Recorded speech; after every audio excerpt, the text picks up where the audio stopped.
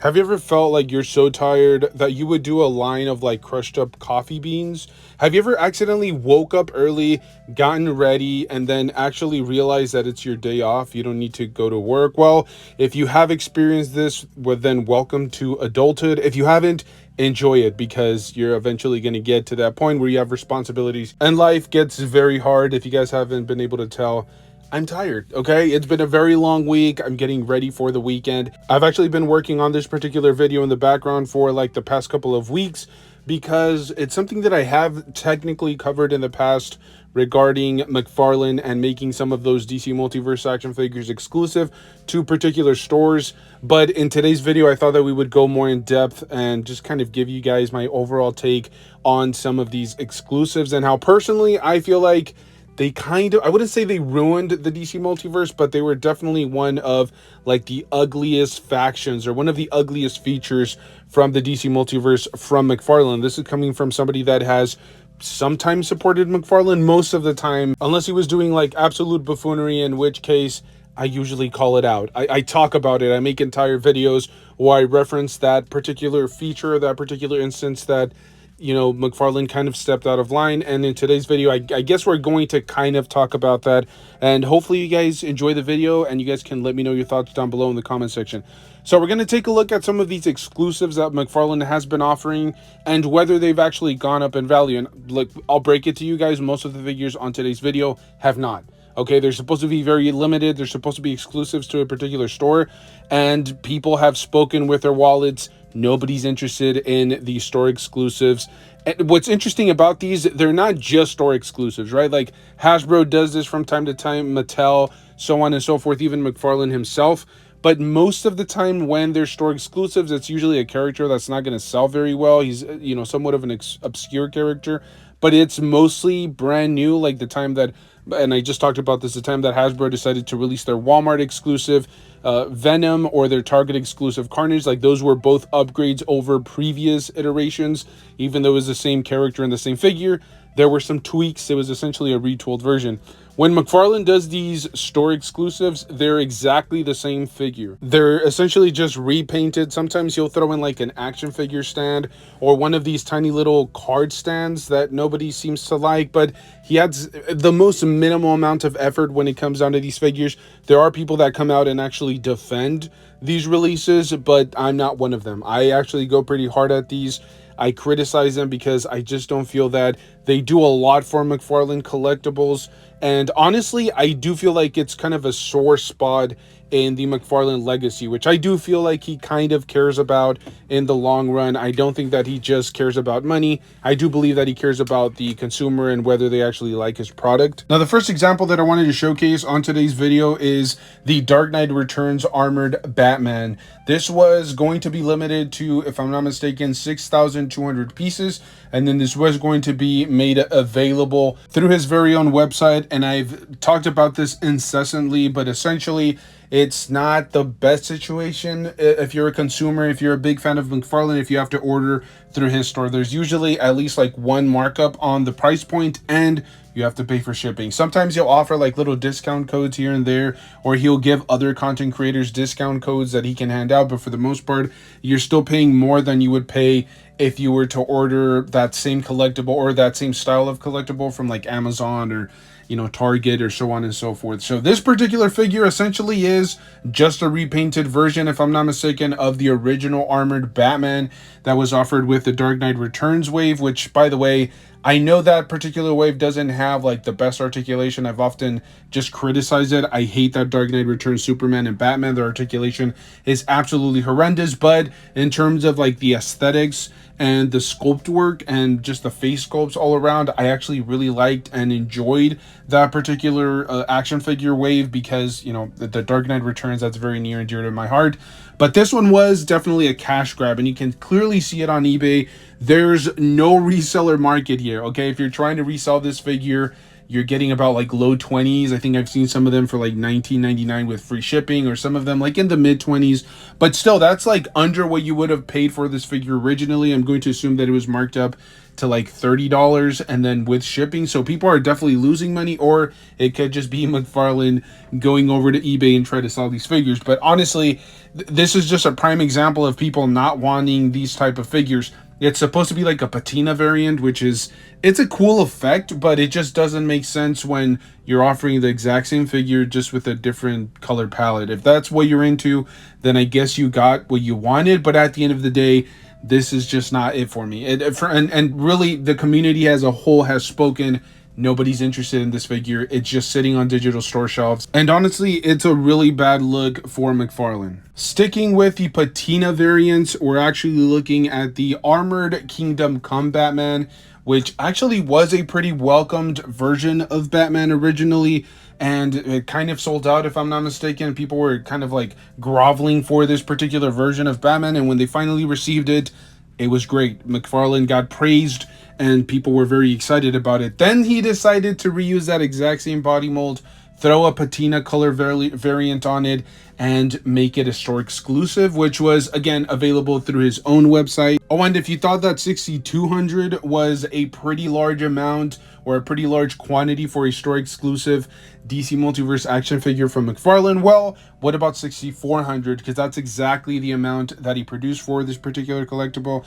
And in case you guys are wondering what it's reselling for, well, it's not very good. The numbers are not kind to this collectible. It's in the low 30s. So if you guys are interested in it, if you find some auctions, you may be able to pick it up for a little bit under. But if you're just looking to purchase something outright from a collector on eBay, for example, you'll be paying about like that $29 to about $33 price range, which is a pretty ridiculous price point when you really stop to think about it, because this figure originally retailed for about $30 plus shipping. So there's definitely people losing money, or there's just people that want to jump off the hype train. And the saddest part about this entire situation is that the original figure was very welcomed. Like, people actually wanted that in their displays. And so for him to reuse that body mold and try to cash in the most that he possibly could on the mold, I don't know, it was a really dirty look. And ultimately, as I said before, it's all about angles. It's all about perspectives. And in most people's eyes, both of those figures are just prime examples of why McFarlane's lazy repaints just don't work for like a large percentage of the McFarlane community. Now let's move on to some Entertainment Earth exclusives, DC Multiverse action figures. If you guys are not familiar with the partnership between McFarlane and Entertainment Earth, for the most part, if I'm not mistaken, they usually get those sketch variants. They'll take the exact same DC Multiverse action figure and comparable to like what he does for his own store, where he does the patina variants. Here he does essentially just a white action figure with some black shading in certain parts here and there to make it look like a sketch. It's a pretty neat idea, but as I mentioned before, I just don't know if there's like a huge demand for a collectible like that. And another prime example is the Azrael Batman from the White Knight universe. If you guys are interested in picking up this particular collectible, you'll be paying, again, about low 30s. It doesn't have a lot of resale value. The craziest part about this collectible is the limited quantity that was available. There were only 3,100 of these made, which is less than half of some of the McFarlane store exclusives. So it just doesn't make sense that this figure did not garner more of a following. It did not garner more of like a resale value. And unfortunately, if you guys are interested in selling yours, you'll probably be losing quite a bit of money. But it just goes to show there just isn't the support even for the Entertainment Earth exclusives. Or I should say most of these Entertainment Earth exclusives. I'm sure that there are some of those out there that have kind of spiked here and there. But for the most part, they struggle to move on the secondary market, which, by the way, isn't something that really should matter to collectors, but I think it is important to look at, especially if you're looking to purchase some of these at retail, because you're, spending quite a bit of money. And some people look at them as investments, but even if you don't, like in most situations, you don't want to pay the full on retail if there's a potential of that figure dropping in value in the foreseeable future. So if you're paying with shipping and everything about $40 for these figures, why would you pay that much if you can wait a little bit and just purchase it for like $10 less on eBay. Speaking of another Entertainment Earth exclusive DC Multiverse action figure, there is the Rebirth Superman, which is going for about $35 on eBay or mid-30s. And this figure did have a run of about 3,000 manufactured. As I mentioned prior, this is about half of what McFarlane was offering as his own store exclusive. So you would expect this one to have like a more of a resale value. There are only 3,000 of these manufactured. Not to mention, it's the Rebirth Superman, which is not necessarily like the most well-known version of Superman, but it is one of the most iconic looks, one of the most iconic designs, especially for like modern day collectors and modern day comic book readers. Most people are very familiar with that like New 52 to Rebirth era. That's kind of like most of the people that have grown up into like their mid 20s to mid 30s, even to their 40s. They're very familiar with that, with those particular storylines, and so it just definitely makes more sense that this figure, this rendition of Superman, would have a little bit more of a following. But unfortunately, you can find some eBay listings or some sold listings for under $30, which just goes to show they just don't have the following that I think McFarlane expected. Now let's move off of Entertainment Earth and McFarlane store exclusive. Let's talk about some Big Bad Toy Store exclusives, and I'm not going to use any eBay listings. We're going directly to the source. We're talking about some of these Big Bad Toy Store exclusives, and in today's video or in today's list, we're going to be looking at the Grim Knight Big Bad Toy Store exclusive action figure. As I mentioned prior, it's just a different color accent, a different color palette from the original, and then they decide to release it through Big Bad Toy Store. This one also had a very limited run. There were technically 3,000 of these manufactured, and the Grim Knight actually did have a very good solid fan foundation. You would expect this one to kind of fly off shelves. The original one, I think originally was going for like astronomically high prices on the secondary market. I remember seeing some listings for as high as like $80, and they were getting sold pretty consistently. Eventually they would reissue it or re-release that version in a 2-pack, but I just figured because it was that particular version of Batman that people would actually go after it.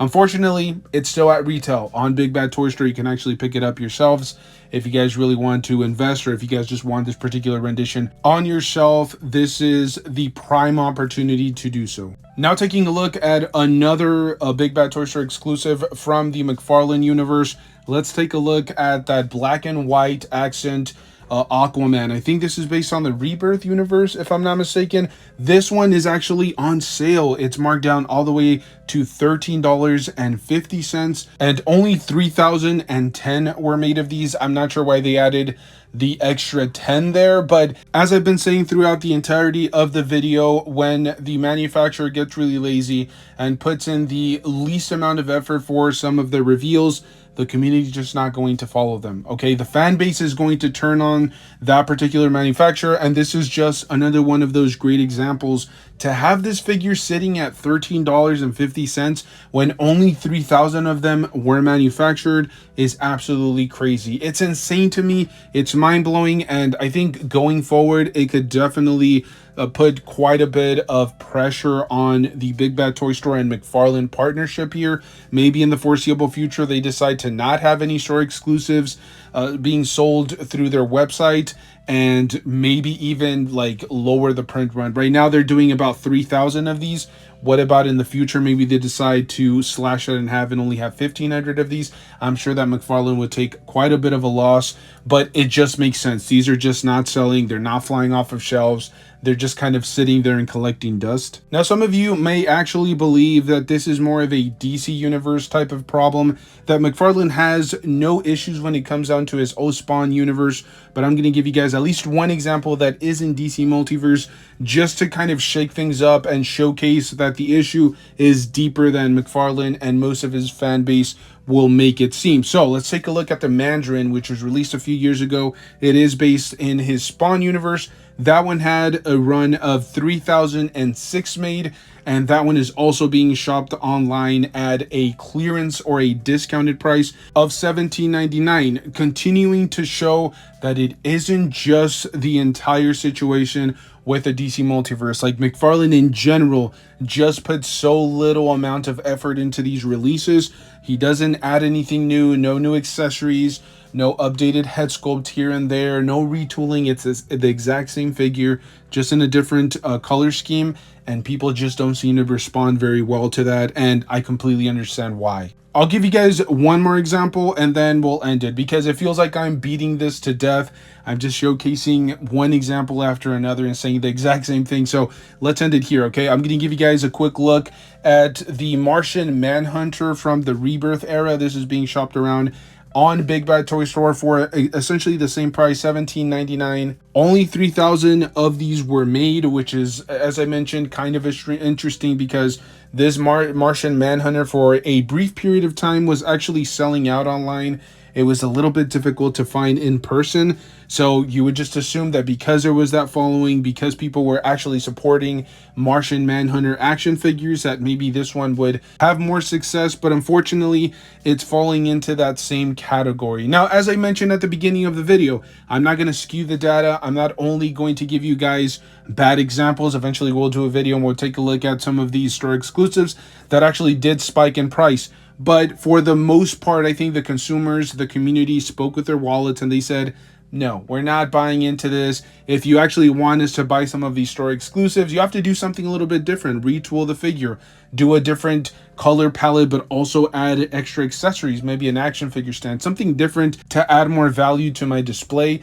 To me, what McFarlane is essentially doing, he's kind of applying everything that makes sense in the comic book universe. Like, for example, when you purchase, a variant that has a ratio on it, like let's say there's a 1 in 25 comic book that gets released with a McFarlane cover, for example, that one could potentially garner quite a bit of a following because it's more limited. There are less of these being printed. For every 25 regular covers, there's one of these being released, which leads you to believe that there's maybe only a few hundred or maybe a few thousand, and it becomes, as I mentioned at the beginning of the video, more of an investment piece where you're actually purchasing it with the idea that it continues to gain value, but that hasn't been the case here. And as I mentioned before, I'm kind of struggling a little bit here. I'm baffled is the word, because usually the hardcore fan base that McFarlane has, those people that are just blinded, that will purchase anything that McFarlane decides to release, they usually jump in on this kind of stuff. But unfortunately here,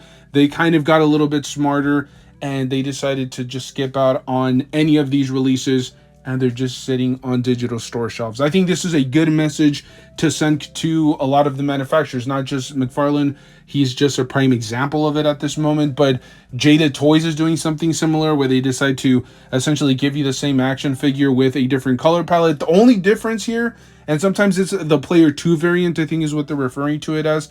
The big difference here is they actually add extra accessories, like an extra head sculpt. They'll add some like wired capes or something different that the original one did not have, and so it kind of adds a little bit more value to your display. Whereas in McFarlane, he's essentially just giving you the same action figure with nothing new, and the community has spoken, okay? The fan base has spoken.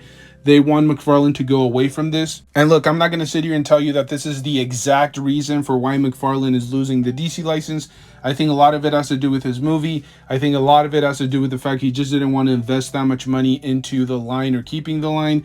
But I think this definitely played a role because he was taking a lot of L's down the stretch, and this particular line, at least in my personal opinion, did not do too well. But as always, this is just my personal opinion, my personal take. I'm very curious to see what you guys have to say. Let me know down below in the comment section. Did you guys pick up any of these? Do you support them? Are you okay with them? Or, do you have your issues with them? Let me know down below. Thank you guys so much for tuning in. Make sure to stay tuned. We're uploading on a daily basis, semi-daily. I think the other day I might have missed an upload, but I was just dead, okay? I took a little bit of a day off just to kind of recoup and recharge the batteries, but I'm back at it. And as I said, if you guys enjoy this type of content, make sure to stay tuned. And if you want to continue supporting us, we do have a secondary channel, which is mostly just Disney stuff. It's Disney related, but also Disneyland. So also, if you guys enjoy that type of content, make sure to tune in there, subscribe, check out some of our content. Thank you guys so much. Stay safe out there, and I'll see you guys in the next one.